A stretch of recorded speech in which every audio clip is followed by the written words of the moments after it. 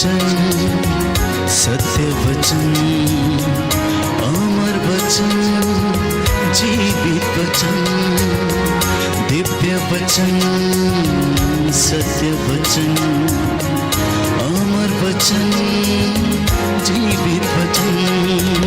साई दा मा पा नी दा मा पा गा रे सा नी रे सा नी रे सा नी रे सा नी रे सा। दिव्य वचन, सत्य वचन, अमर वचन, जीवित वचन, दिव्य वचन,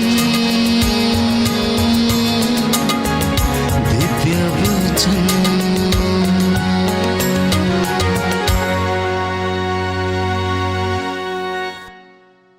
पवित्र शास्त्र हमें बताता है कि प्रभु ये कहता है कि मेरी वाणी हथौड़े के जैसी है, जो चट्टान पर पड़ते ही उसे टुकड़े टुकड़े कर देती हैं। आज की सदी की विडंबना ये है कि लोगों को अपने धर्मशास्त्र का ज्ञान नहीं है। वो प्रभु की बातों को सुनना नहीं चाहते हैं, और यदि सुनते हैं तो उन पर चलना नहीं चाहते हैं, और यदि चलने का प्रयास भी करते हैं तो लोग उन्हें भटका देते हैं और वे भटक जाते हैं। इसलिए प्रभु का वचन हमें बताता है कि स्तोत्रकार कहता है कि तेरी शिक्षा की व्याख्या मुझे क्या प्रदान करती है? जीवन प्रदान करती है, मेरा पथ प्रदर्शन करती है, मेरा पथ आलोकित करती है। इसलिए आज का जो वचन परमेश्वर ने दिया है वो ये है कि प्रभु ने कहा कि मेरे बच्चों से कहो कि ये मेरी इच्छा पर चलना सीखें। तो आज का जो पहला संदेश प्रभु देना चाहता है वो ये है कि विश्वासी प्रभु की इच्छा पर चलना सीखें। विश्वासी प्रभु की इच्छा पर चलना सीखें। दूसरा संदेश प्रभु देना चाहता है कि आप और मैं उसके सानिध्य में रहना सीखें। और संत योहन लिखता है अध्याय 15 में कि जो मुझ में रहता है मैं उसमें रहता हूं। प्रभु यीशु ने कहा, प्रभु यीशु ने कहा जो मुझ में रहता है मैं उसमें रहता हूं, और जो मुझ में रहता है वो बहुत अधिक फल उत्पन्न करता है, क्योंकि मुझसे अलग रहकर तुम कुछ भी नहीं कर सकते। एक विश्वासी के लिए, प्रभु के मार्ग पर चलने वाले व्यक्ति के लिए, एक अनुयायी के लिए प्रभु से जुड़े रहना अनिवार्य है। एक मनुष्य के लिए इस धरती पर रहते हुए भी परमेश्वर से, परमेश्वर के वचन से जुड़े रहना अनिवार्य है। प्यारे भाई और बहनों, हालेलुया, हालेलुया, हालेलुया, हालेलुया। हे प्रभु यीशु, हे प्रभु यीशु, मैं वादा करता हूँ कि मैं आपके साथ जुड़ा रहूंगा। हालेलुया, हालेलुया, हालेलुया, हालेलुया। एक तीसरी मुख्य बात है कि परमेश्वर को हम उतना बड़ा देखें जितना बड़ा वो है। मैं बार बार आप लोगों से यही आग्रह करता हूं, You should see the Lord as big He is। उसे हम अपने विचारों के अनुसार नहीं, परंतु जैसा वो है, जैसा धर्मशास्त्र बताता है, हम उसे वैसा देखने की कोशिश करें। वो जितने बड़े काम कर सकता है, हम उतने बड़े कामों को देखने की कोशिश करें। वो जो रहस्य और चमत्कार दिखा सकता है, प्रकट कर सकता है, हम उसे उसी तरह से देखने की कोशिश करें। हम परमेश्वर के मार्ग पर जब चलते हैं तो परमेश्वर की इच्छा के अनुसार चलने की हम कोशिश करें। परमेश्वर के हृदय में अपने आप को समर्पित करें। अन्यथा बाइबल कहती है कि मनुष्य को इससे क्या लाभ यदि वो सारा संसार प्राप्त कर ले परंतु अपनी आत्मा गंवा दे, अपना जीवन गंवा दे। क्या लाभ है उसे? हम किसके लिए प्रयत्न करते हैं? हम क्यों प्रयत्न करते हैं? इस जीवन में हमारा उद्देश्य क्या है? What is the purpose of our life on this earth? हम वचनों को सुनना पसंद नहीं करते हैं। कोई भी व्यक्ति आज ईश्वर की वाणी पर ध्यान देना नहीं चाहता, इसलिए नबी यशाया लिखता है कि मेरी वाणी कान लगाकर सुनो, ध्यान पूर्वक सुनो, सावधानी से इसका पालन करो। और ये तुम्हें जीवन प्रदान करेगी। बोले आमेन। आमीन। हालेलुया, हालेलुया। हालेलुया। हालेलुया। यीशु की स्तुति हो, यीशु की स्तुति हो। यीशु को धन्यवाद, यीशु को यीशु धन्यवाद। की आराधना हो, यीशु की आराधना हो। यीशु की आराधना हो, यीशु की आराधना यीशु की महिमा हो, यीशु की महिमा। यीशु को धन्यवाद। यीशु को धन्यवाद। हालेलुया। हालेलुया। क्योंकि बाइबल में बताती है कि जिस तरह पानी और बर्फ आकाश से उतरकर भूमि को सींचे बिना और उसे उपजाऊ बनाए बिना, हरियाली से ढके बिना वहाँ नहीं लौटते, जिससे कि बीज बोने वाले को बीज और खाने वाले को अनाज दे सकें, उसी तरह परमेश्वर कहता है मेरी वाणी भी है। जब वो बोली जाती है, जब सुनाई जाती है, तो अपना उद्देश्य पूरा करके वो वापस लौटती है। इस वक्त आप में से बहुत सारे लोग मेरे साथ ऑनलाइन कनेक्टेड हैं और वचन सुन रहे हैं। प्यारे भाइयों और बहनों, इन 1500 लोगों में से अगर किसी एक व्यक्ति के मन को भी ये वचन छू लेता है और वो प्रायश्चित कर लेता है, तो प्रभु का वचन सफल हो गया और अपना उद्देश्य उसका पूरा हो गया। आप सुनने वालों में से कोई एक व्यक्ति भी अपने गलत रास्तों को छोड़कर परमेश्वर की ओर अभिमुख हो जाता है, तो परमेश्वर की वाणी प्यारे भाइयों और बहनों फल उत्पन्न करती है और अपना वचन पूरा करती है, अपना उद्देश्य पूरा करके लौटती है। इसलिए हम बार बार पढ़ते हैं कि आकाश और पृथ्वी टल जाए तो टल जाए, प्रभु कहता है मेरी वाणी का एक मात्रा और बिंदु भी पूरा हुए बिना नहीं टलेगा। इसलिए प्रभु ये कहता है कि हे मानव, हे इंसान, तू सावधान रह, तू सावधान रह। तेरी हर निकम्मी बात का जवाब तुझसे लिया जाएगा, तेरे आचरण का लेखा तुझसे मांगा जाएगा, क्योंकि जो शास्त्रों में लिखा है, जो बाइबल में लिखा है, उसका पूरा हो जाना अनिवार्य है। अगर बाइबल में यह लिखा है प्रकाशित वाक्य में कि तेरे कर्मों के अनुसार तेरा न्याय किया जाएगा, तो ये सत्य है और ऐसा ही होगा। जीवन की पुस्तक खोली जाएगी और हमारे सामने पढ़ा जाएगा, हमारे अच्छे और बुरे कर्मों को पढ़कर सुनाया जाएगा। ये परम सत्य है, क्योंकि ये पवित्र बाइबल का वचन है, ये पूरा हुए बिना नहीं टलेगा। यीशु ने यदि कहा कि मैं तुम्हें जीवन दूंगा, जो मेरे पास आएगा अंधकार में नहीं भटकेगा, तो ये भी परम सत्य है, क्योंकि उसने कहा मार्ग, सत्य और जीवन मैं हूं। हमें पानी की आवश्यकता है प्यारे भाइयों और बहनों, हमें हवा की आवश्यकता है जीने के लिए। और प्रभु ये कहता है संजीवन जल का झरना मैं हूं, मैं जीवन देने वाली रोटी मैं हूं, रास्ता दिखाने वाला मार्ग मैं हूं, और जो उसके ऊपर चलता है वो अनंत जीवन प्राप्त करेगा। बोले आमेन। आमीन। हालेलुया, हालेलुया। हालेलुया, हालेलुया। हालेलुया। हालेलुया। इसलिए अपने आप को समर्पित करने की आवश्यकता है। आज इंसान भटका हुआ है, इंसान अपने ही कामों में फंसा हुआ है, अपनी ही दीन दुनिया में मस्त है, दुनियादारी में, लेन देन में, रोज अपने ही कार्यों में मस्त रहता है। नूह के दिनों में भी ऐसा ही हुआ।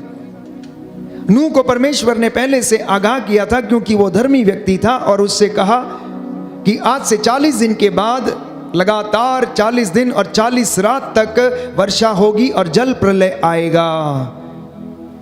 और बहुत सारे लोगों को वहां पर प्रायश्चित के लिए वचन सुनाया गया, लेकिन उन्होंने ईश्वर की वाणी पर ध्यान नहीं दिया। और एक दिन ऐसा हुआ जब नूह पोत बना चुका था और परमेश्वर की आज्ञा के अनुसार सृष्टि का एक एक पक्षियों का और पशुओं का जोड़ा उसमें अंदर ले जा चुका था, तो दरवाजे बंद हो गए और ईश्वर ने इस पृथ्वी के ऊपर लगातार 40 दिन और 40 रात वर्षा की। अब प्यारे भाइयों और बहनों, जल प्रलय आया, सब कुछ नष्ट हो गया, सब कुछ नष्ट हो गया। लोग खाते पीते थे, शादी ब्याह करते थे, और यही सब हो रहा था। गोमोरा, सोदोम और गोमोरा में भी ऐसा ही हुआ। पाप इतना बढ़ गया कि लोगों के सिर चढ़कर बोलता था। हर तरीके के अश्लीलता, पशुगमन और अनेक प्रकार के लोभ, लालच, व्यभिचार और अश्लीलता उस जगह पर थी। परमेश्वर को यह देख के बड़ा दुख हुआ कि परमेश्वर ने जिस व्यक्ति को इतना सुंदर बनाया था, स्वर्गदूतों से थोड़ा ही छोटा बनाया था, अपने प्रतिरूप बनाया था, ये व्यक्ति क्या ऐसे घृणित काम कर सकता है। एक सुंदर दाखलता उसने लगाई थी, ये कड़वी कैसे हो गई है, जंगली कैसे हो गई, और ये कड़वे फल कैसे देने लगी है, इसलिए उसने कहा कि मैं इसका सर्वनाश कर दूंगा, मैं इसका सर्वनाश कर दूंगा। इब्राहिम ने कोशिश की उसको बचाने के लिए और उससे परमेश्वर से आग्रह किया कि अगर इस जगह में 10 लोग भी धर्मी पाए जाएंगे तो क्या फिर भी तू इसको नष्ट कर देगा? परमेश्वर ने चुनौती दी कि जा, अगर इस नगर में मुझे 10 लोग भी धर्मी मिलेंगे तो भी मैं इसका सर्वनाश नहीं करूंगा। और बाइबल कहती है कि उस जगह में 10 धर्मी भी नहीं मिले। प्यारे भाई और बहनों, पाप इतना ज़्यादा लोगों के सिर चढ़कर बोलता था, क्योंकि लोग ईश्वर की वाणी को सुनना पसंद नहीं करते थे, उस पर चलना नहीं चाहते थे, हर प्रकार की बुराई में फंसे हुए थे। और परमेश्वर ने सोदोम और गमोरा के ऊपर गंधरस और आग बरसाई और वो तबाह हो गया, वो तबाह हो गया प्यारे भाई और बहन। लेकिन इसके विपरीत निनवे के शहर के लोगों को जब प्रायश्चित का संदेश सुनाया गया, उनसे भी यही कहा गया था कि आज से 40 दिन के बाद निनवे शहर नष्ट कर दिया जाएगा, इसलिए प्रायश्चित करो और परमेश्वर की ओर अभिमुख हो जाओ, अभी भी समय है, लौट कर चले आओ, ये दिन बुरे हैं, पता लगाओ कि कौन सी बातें परमेश्वर को प्रिय हैं। उन्होंने स्वीकार किया, नबी योनस के द्वारा ये वाणी उन्हें सुनाई गई और उन्होंने परमेश्वर की वाणी पर ध्यान दिया। छोटे से लेकर बड़े तक, राजा से लेकर रंक तक, सब ने टाट ओढ़कर राख के ढेर पर बैठकर प्रायश्चित किया, क्योंकि यशायाह नबी का ग्रंथ अध्याय 30 पद संख्या 15 में स्पष्ट करता है, प्रायश्चित और स्वीकृति में तेरा कल्याण है। Your salvation lies in repentance and forgiveness. Your salvation lies in repentance and forgiveness.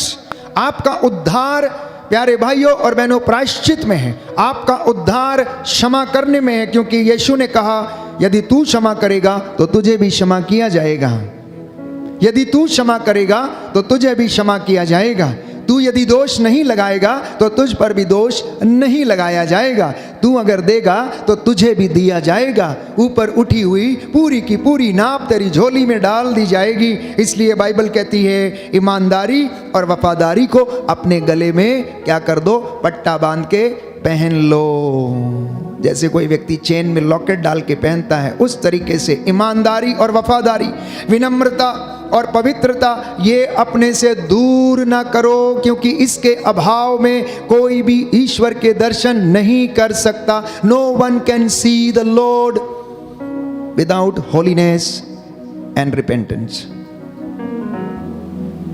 पवित्रता और विनम्रता के अभाव में कोई भी ईश्वर के दर्शन नहीं कर सकता है। Hallelujah, hallelujah. इसलिए आज का वचन आपके लिए है, आज का वचन आपके उद्धार के लिए है, आज का वचन आपके घर के लिए है, क्योंकि यीशु कोई साधारण शिक्षक नहीं है, यीशु कोई साधारण गुरु नहीं है, यीशु कोई पैगंबर नहीं है, यीशु कोई संत महात्मा नहीं है जो हम उसकी बातों को सुने और वाहवाही करें। वो मुक्तिदाता है, एकमात्र मुक्तिदाता, जिसके विषय में बाइबल हमें बताती है, जिसके विषय में इतिहास गवाह है, जिसके विषय में लिखा गया है। बाइबल बताती है कि उसने चमत्कार दिखाए, उसकी कब्र आज भी खाली है, वो कुंवारी मरियम से जन्म लिया, उसने काट के ऊपर अपने प्राण न्यौछावर किए, उसकी बगल में भाला मारा गया और उसने अपने प्राण त्यागे।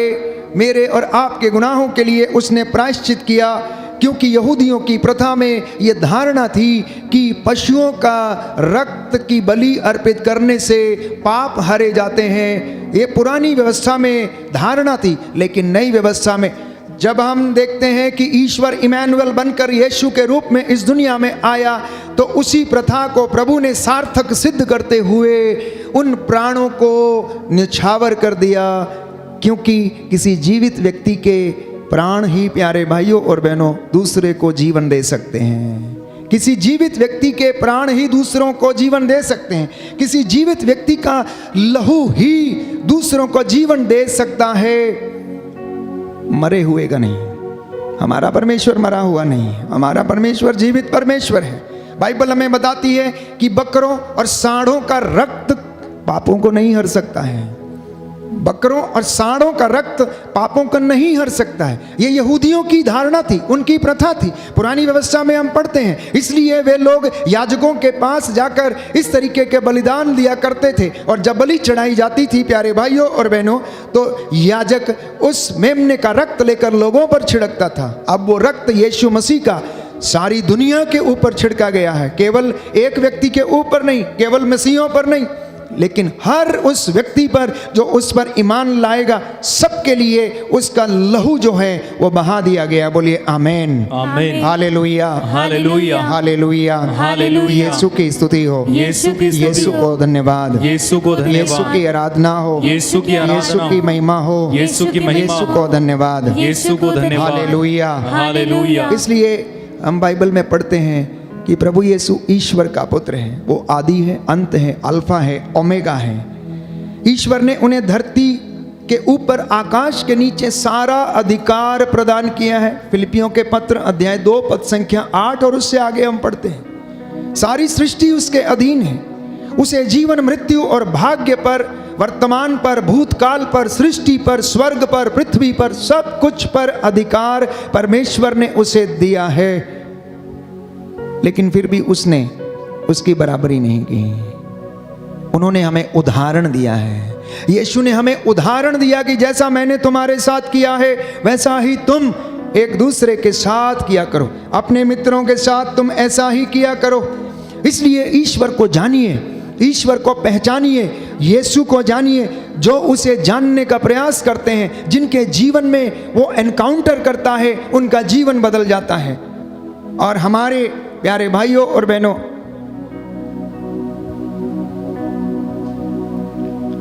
हमारे जीवन में हम देखते हैं कि ऐसे कई लोग हैं जिनका जीवन परमेश्वर ने बदल दिया। और उनमें से एक साधु सुंदर सिंह की हम बात करते हैं, जिनका कि जीवन बदल गया जब उन्होंने यीशु मसीह को जानना चाहा, देखना चाहा, उनके विषय में जानना चाहा, उस खोज को करना चाहा, उस मुक्ति को प्राप्त करना चाहते थे जो अन्यत्र उन्हें कहीं ना मिली। और यीशु ने उन्हें अपना अनुग्रह प्रदान किया, अपना अनुभव उन्हें प्रदान किया और उनका पूरा जीवन बदल गया। बाइबल में हम पढ़ते हैं कि जक्कैउस के विषय में, जब उसने यीशु को मिलना चाहा, देखना चाहा, तो उसका जीवन बदल गया। प्यारे भाइयों और बहनों, यीशु इस दुनिया में इसलिए आया कि आपका और मेरा जीवन बदल जाए। यीशु इसलिए इस दुनिया में आया कि हम सत्य को जान जाएं। यीशु इसलिए इस दुनिया में आया कि हम सत्य को जाने और सत्य हमें स्वतंत्र करे। यीशु इसलिए इस दुनिया में आया ताकि मैं और आप पाप की गुलामी से आज़ाद रहें, शैतान का हमारे ऊपर कोई वश ना चले। और इसलिए बाइबल कहती है कि उसने मौत पर फतह पाया, उसने क्रूस पर अपने प्राण निछावर कर दिए। इसलिए संत पौलुस कहता है, ओ मृत्यु कहाँ है तेरी विजय, कहाँ है तेरा दंश? क्योंकि इस दुनिया का सबसे कड़वा सच जो है वो मृत्यु है। इस दुनिया का सबसे कड़वा सच जो है वो मृत्यु है, लेकिन यीशु ने मृत्यु पर फतह पाया। और प्यारे भाइयों और बहनों, जब यीशु ने मृत्यु पर फतह पा लिया तो मृत्यु हार गई, क्योंकि शैतान क्या करता है, मौत देने की कोशिश करता है, मारने की कोशिश करता है, फांसी लगवाने की कोशिश करता है, हराने की कोशिश करता है, वो आपको गिराने की कोशिश करता है, वो आपका सब कुछ बर्बाद करने की कोशिश करता है, वो आपको भटकाने की कोशिश करता है, वो आपको तोड़ने की कोशिश करता है, वो आपके परिवार को बिखेरने की कोशिश करता है, आपके नौजवान बच्चों को आपसे दूर करने की कोशिश करता है। इसके विपरीत यीशु प्यारे भाइयों और बहनों जीवन देता है, यीशु उद्धार देता है, वो चंगाई देता है, लोगों का जीवन बदलता है। जितनों ने उसे ग्रहण किया है उनका जीवन आनंद में है, जितनों ने उसको ग्रहण किया है उनके जीवन में संतुष्टि है, जितनों ने उसमें विश्वास किया है उन्होंने चंगाई प्राप्त की है, जितनों ने उसके वचनों को सुना है उतनों ने प्यारे भाइयों और बहनों वो आत्मा में जीवन बिताते हैं। और जो आत्मा में जीवन बिताते हैं उन्हें किसी बात की कमी नहीं है। इसलिए हम ना केवल किताबी ज्ञान के द्वारा यीशु को समझने का प्रयास करें, परंतु प्रैक्टिकल नॉलेज में भी, हम रोजमर्रा की जिंदगी में भी यीशु को अनुभव करने की कोशिश करें। अपने हर छोटे बड़े काम में, चाहे वो बिजनेस हो, चाहे वो अन्यत्र किसी जगह पर भी आप काम करते हो, छोटा काम हो बड़ा काम हो, उस जगह पर हम प्रभु के जैसे काम करने का प्रयास करें, उसके जैसे हम बनने का प्रयास करें, यीशु की कृपा में बढ़ने का प्रयास करें। हर दिन अपने आप को कोशिश करें ये देखने के लिए कि बाइबल हमें बताती है कि हमारा कृपा का स्तर जो है वो बढ़ता जाए, हमारी कृपा का स्तर जो है वो बढ़ता जाए। तो इससे हमें पता लगेगा कि हम परमेश्वर के अनुग्रह में बढ़ रहे हैं। लेकिन अगर हमारे जीवन में ये फल दिखाई नहीं देता है तो वास्तव में हम अनुग्रह में बढ़ नहीं रहे हैं। इसलिए प्यारे भाइयों और बहनों, रोज़मर्रा की ज़िंदगी में यीशु की बातों को अनुभव करने का, उसकी कृपा में बढ़ने का प्रयास करें। हालेलुया, हालेलुया। यीशु की स्तुति हो, यीशु की स्तुति यीशु हो। को धन्यवाद, यीशु को धन्यवाद। यीशु की आराधना हो, यीशु की आराधना हो। यीशु की महिमा हो, यीशु की महिमा हो। यीशु को धन्यवाद। यीशु को तो धन्यवाद। सबसे पहली बात, प्रभु की वाणी पर ध्यान दें, प्रभु की वाणी पर ध्यान दें। जब हम उसकी वाणी को सुनते हैं तो वो हमें जीवन में आत्मा से भरपूर करती है और हमें जीवन प्रदान करती है। क्योंकि लिखा है यशायाह नबी का ग्रंथ अध्याय 55 पद संख्या 3 में, कान लगाकर सुनो और मेरे पास आओ, मेरी बातों पर ध्यान दो और तुम्हारी आत्मा को जीवन प्राप्त होगा। कहता है मेरी बातों पर ध्यान दो और तुम्हें क्या होगा? जीवन प्राप्त होगा। नीति वचन सूक्ति ग्रंथ अध्याय 4 पद संख्या 20 में लिखा है कि पुत्र मेरी बातों पर ध्यान दो, कान लगाकर मेरी शिक्षा को सुनो, उसे अपनी आंखों से ओझल न होने दो, उसे अपने हृदय में संजोए रखो और वह तुम में नवजीवन का संचार करेगी, वह तुम्हारे शरीर को स्वस्थ रखेगी। बोलिए आमेन, आमेन। हालेलुया, हालेलुया। प्रभु का वचन कहता है, प्रभु का वचन कहता है, पुत्र मेरी बातों पर ध्यान दो, पुत्र मेरी बातों पर ध्यान दो, कान लगाकर मेरी शिक्षा सुनो, कान लगाकर मेरी शिक्षा सुनो, उसे अपनी आंखों से ओझल ना होने दो, उसे अपनी आंखों से ओझल ना होने दो, उसे अपने हृदय में संजोए रखो, उसे अपने हृदय में संजोए रखो। वह तुम में नवजीवन का संचार करेगी, वह तुम में नवजीवन का संचार वह करेगी, तुम्हारे शरीर को स्वस्थ रखेगी। और तुम्हारे शरीर को स्वस्थ रखेगी। हालेलुया, हालेलुया। हालेलुया। हालेलुया। कितनी अच्छी बात है, कितना सुंदर मंत्र है। जीवन चाहते हैं, कहता है मेरी बातों को सुनो। स्वास्थ्य चाहते हैं, कहता है मेरी बातों को ध्यान से सुनो, उसको अपनी आंखों से ओझल ना होने दो, मेरी शिक्षा पर ध्यान दो, देखो मैं तुम्हें जीवन प्रदान करूंगा। क्यों? क्योंकि मेरी शिक्षा तुम्हें क्या करती है? जीवन प्रदान करती है। तुम्हें उससे आत्मा और जीवन प्राप्त होगा। लेकिन आप अपने आसपास और अपने ही जीवन में झांक कर देखिए कि हम में से कितने लोग उसकी वाणी को सुनते हैं, उस पर चलने की कोशिश करते हैं, उसे समझने का प्रयास करते हैं। क्योंकि हम ऐसा नहीं करते, इसलिए हम स्वस्थ नहीं रहते, हमारा मन अशांत रहता है, हमारा मन प्रलोभन में भटकता है, हमारा मन अनेक प्रकार की बुराइयों में फंस जाता है और हम आशीष से वंचित हो जाते हैं। हम कृपा में बढ़ नहीं पाते हैं, हमारी कृपा का लेवल, ग्रेस का लेवल जो है वो बढ़ता नहीं है। हम उम्र में बढ़ते जाते हैं, बाल पकते जाते हैं, लेकिन आशीष का स्तर नहीं बढ़ता है। हम जहाँ के तहाँ ही रहते हैं। बाइबल कहती है वयोवृद्ध वही है जो ईश्वर की शिक्षा पर ध्यान लगाता, उसे अपने हृदय से संजोए रखता है, पूरी श्रद्धा और भक्ति से दृढ़ता पूर्वक उसकी शिक्षा का पालन करता है, वही वयोवृद्ध है, वही उद्धार प्राप्त करेगा। आज लोग ईश्वर की आशीष से वंचित हैं तो सिर्फ इसलिए क्योंकि वो वचन को ग्रहण नहीं करते हैं। इसलिए यीशु ने एक सुंदर दृष्टांत सुनाया। एक बीज बोने वाला बीज बोने निकला। बोते बोते कुछ बीज जो थे अच्छी भूमि पर गिरे और कुछ रास्ते के किनारे कंकड़ वाली भूमि पर गिरे और कुछ झाड़ियों में गिरे। जो इधर उधर रास्ते के किनारे जल्दी से उग आए, सूरज का ताप लगने से जल्दी मुरझा गए, क्योंकि उनमें जड़ गहरी नहीं थी। कुछ जो कांटों में गिरे, झाड़ियाँ बड़ी हो गईं और उन्होंने क्या किया, जैसे ही वो बड़े होने लगे ऊपर से दबा दिया। लेकिन कुछ जो अच्छी भूमि पर गिरे थे वो उगे, पौधा बना और उनमें से कोई 60 गुना, कोई 70 गुना और कोई 100 गुना फल लाया। प्यारे भाई और बहनों, हमारा हृदय ये वो भूमि है जिस पर ये बीज बोया जाता है। पथरीली भूमि ये वो भूमि है, कठोरता की भूमि, कठोरता की भूमि, जो वचन सुनते तो हैं लेकिन कठोर हृदय के हैं, इसलिए उस पर चलने का प्रयास नहीं करते, उसे ठुकरा देते हैं। झाड़ियाँ, जंगली झाड़ियाँ, कटीली झाड़ियाँ इस संसार के प्रलोभन है, माया जाल है जो इस वचन को बढ़ने नहीं देता है। लेकिन किसान ने जो बीज बोया था प्यारे भाइयों और बहनों, वो तो अच्छा ही बीज बोया था। किसान जब बीज बोता है तो वो निश्चित करता है कि उसका एक एक दाना अच्छा हो, लेकिन बीज में, हर दाने में अपनी क्षमता है। आप इतने लोग वचन सुन रहे हैं, आपका हृदय अलग अलग क्षमता वाला हृदय है और अलग अलग तरीके से ये क्या करता है, फल उत्पन्न करता है। कोई 60 गुना तो कोई 70 गुना, कोई 100 गुना, सब में अलग अलग फल देने का प्रयास करता है।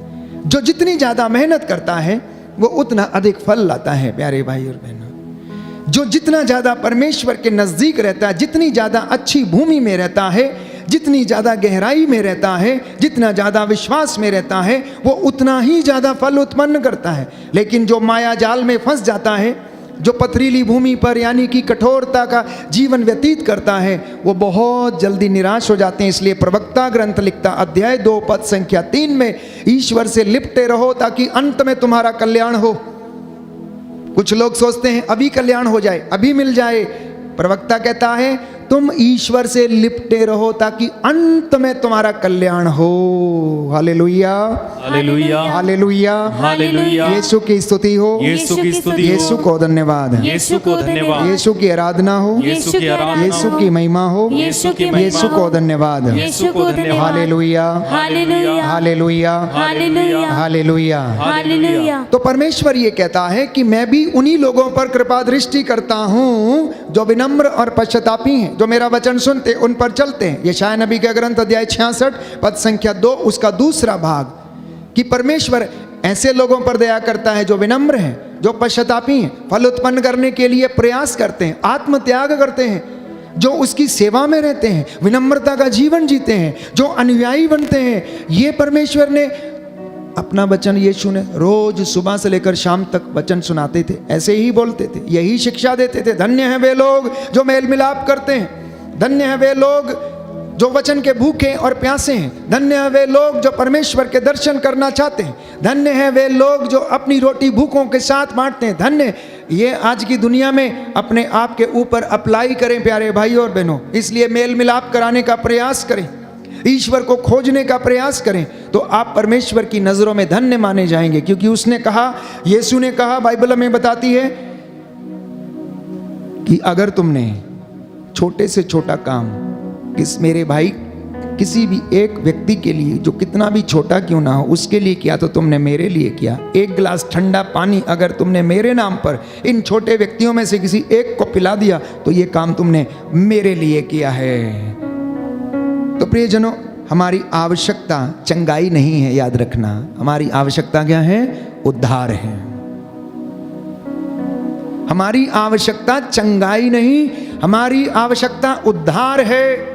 हमारी आवश्यकता हमारे बिजनेस की उन्नति नहीं, हमारा उद्धार है। कई लोग प्रार्थना करते हैं कि हमारा गल्ला बढ़ता जाए, उस पर आशीष आती जाए, उस पर इतना पैसा आता जाए। अरे भाई, नहीं होगा, नहीं होगा, क्योंकि प्रभु का गणित थोड़ा अलग है। प्रभु का गणित जानते हैं कैसा है? मत्ती का सुसमाचार अध्याय 6 पद संख्या 6, प्रभु का वचन ये कहता है कि तू सबसे पहले ईश्वर और उसके राज्य की धार्मिकता की खोज कर और तब तुम्हें ये मिलेगा। ये परमेश्वर का गणित है।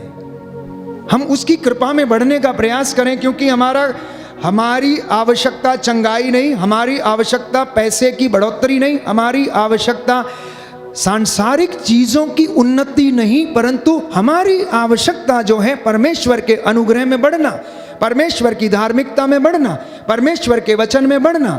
जब हम इसमें बढ़ते हैं तो बाकी की चीजें यूं ही आती जाएंगी, क्योंकि अगर मन चंगा है तो कहते हैं कटौती में गंगा है।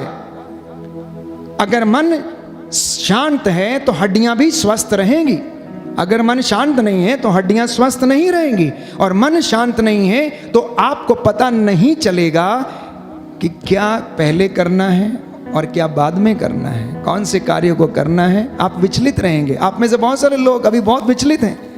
कल आपने क्या करना है, किसका उधार लाना है, किसका देना है, किसके इंस्टॉलमेंट्स भरने हैं, कल कहाँ से पैसा जुटाना है, कल कैसे आएगा, क्या होगा। यीशु ने कहा कल की चिंता कल को करने दो, आज की मुसीबत आज के लिए काफ़ी है, तुम वर्तमान की चिंता करो। तुम क्यों चिंता करते हो, मैं तुम्हारे साथ हूँ। कहता है इन चिड़ियों को देखो, क्या 2 पैसे में गौरैया नहीं मिलती? क्या परमेश्वर जिसने इन्हें बनाया खिलाता नहीं है? वो ऐसे भंडारों से खाती हैं जिसमें वो ना तो काटती हैं, ना मेहनत करती हैं और ना ही उसके लिए कोई श्रम करती हैं। फिर भी परमेश्वर की इच्छा के बगैर कोई भी आसमान से नीचे नहीं गिरती है। आप में से कितने लोग हैं जिनको परमेश्वर भरपेट खिलाता है? आप में से कितने लोग हैं आपकी दुकानदारी जो है बहुत अच्छी चलती है, परंतु आपकी सोच जो है वो तो ये है कि मुझे बहुत मिल जाए। जिस दिन बहुत मिल जाएगा उस दिन आप परमेश्वर से दूर चले जाएंगे। इसलिए वो आपको उतना ही देता है जितना कि आपके लिए ज़रूरी है। इसलिए एक सुंदर उदाहरण मैंने आपको दिया था। जब जक्कैउस के विषय में पढ़ते हैं तो जक्कैउस को याद आया कि उसके लिए कितना पर्याप्त है। उसने कहा मैं अपनी संपत्ति का आधा भाग बेचूंगा और गरीबों में बांटूंगा, क्योंकि उसकी मुझे आवश्यकता नहीं है, वो व्यर्थ में मैंने अपने घर में रखा हुआ है। उसके बाद जिसका मैंने लिया है उसको 4 गुना वापस करूंगा। तो अगर उसके पास 100 रुपये थे तो उसने 50 रुपये क्या कर दिया, गरीबों में बांट दिए। उसके बाद उसने 4 गुना लोगों को लौटाया, मतलब 40 रुपये और क्या कर दिए, लोगों को 4 गुना लौटा दिए। अब कितने बचे उसके पास? 10 रुपये, जो उसके लिए पर्याप्त थे, जो उसके सुकून के लिए पर्याप्त थे, जो उसकी शांति के लिए पर्याप्त थे, जिसमें उसे चैन आया। अब वो शांति की नींद सो सकता था। अब उसे रोज पैसे गिनने की आवश्यकता नहीं थी, किसका कितना मूल, कितना कितना ब्याज, किससे कितना लेना है, कितना क्या करना है। रोज रात को उसे लिस्ट बनाने की ज़रूरत नहीं थी। मैं ये नहीं कहता कि प्लान नहीं करना चाहिए, आप योजना बनाएं। बाइबल कहती है सफलता परमेश्वर पर निर्भर है। योजना बनाइए, लेकिन प्रभु के अनुग्रह में रहकर बनाइए। आप प्लानिंग कीजिए, परमेश्वर से पूछ के कीजिए। आप अपनी योजनाओं को सार्थक सिद्ध करना चाहते हैं, बशर्ते कि परमेश्वर आपके साथ है और वो वादा करता है अगर तू मेरे साथ रहेगा तो मैं भी तेरे साथ रहूँगा, अगर तू मुझ में रहेगा तो मैं तुझ में रहूँगा। देख मैं तेरे घर के सामने तेरे द्वार पर खड़ा हूँ, खटखटा रहा हूँ, तू द्वार खोलेगा तो मैं तेरे घर में प्रवेश करूँगा। बोलो आमेन, आमेन, हालेलुया, हालेलुया, हालेलुया, हालेलुया, हालेलुया। हालेलुया। तो इसलिए वचन सुनते रहिए और उस पर चलने की कोशिश कीजिए। हमारा जीवन जो है ये एक तपस्या है, हमारा जीवन ये तपस्या है। अनुग्रह कमाना एक दिन का काम नहीं है, इसके लिए तपस्या करनी है। हर दिन अपने आप को ट्रेन करना है। Every day we need to train ourselves to receive the anointing. दूसरी बात, नित्य प्रतिदिन धन्यवाद और प्रायश्चित के निवेदन प्रभु को आप लोग समर्पित करते रहें। और चौथी बात मैंने आपसे कही कि परमेश्वर के अनुग्रह में आप बढ़ें और उसको अनुभव करें। और मैंने आपसे कहा कि परमेश्वर की इच्छा पर आप लोग चलने का पूरा प्रयास करें। 5वीं बात, प्रभु के सानिध्य में रहने की कोशिश करें। 6वीं बात, परमेश्वर को ऐसा देखें जैसा वो है। और 7वीं बात, अपने आप को ईश्वर को समर्पित करें, अपने परिवार को समर्पित करें, क्योंकि हम उसके बिना अधूरे हैं। क्योंकि यीशु ने कहा मुझसे अलग रहकर तुम कुछ भी नहीं कर सकते। 8वीं बात, ईमानदारी और वफादारी को आप अपने गले में पहन लें। 10वीं बात, 9वीं बात, प्यारे भाई और बहनों, प्रभु का घर बनाते जाइए। जैसा वो चाहता है वैसा करते जाइए और आपका घर भी बनता जाएगा। और जैसा आप चाहते हैं आपकी योजना को भी वो पूरा करता जाएगा। आमीन। पवित्र आत्मा ने हमें इस वचन को सुनने और समझने का वरदान दिया है। व्यवहारिक शिक्षा, आध्यात्मिक शिक्षा, वचन में बढ़ने की शिक्षा, परमेश्वर का अनुग्रह प्राप्त करने का ज्ञान प्रभु ने हमें दिया है। आइए हम धन्यवाद करें, प्रभु हमें आशीष प्रदान करें।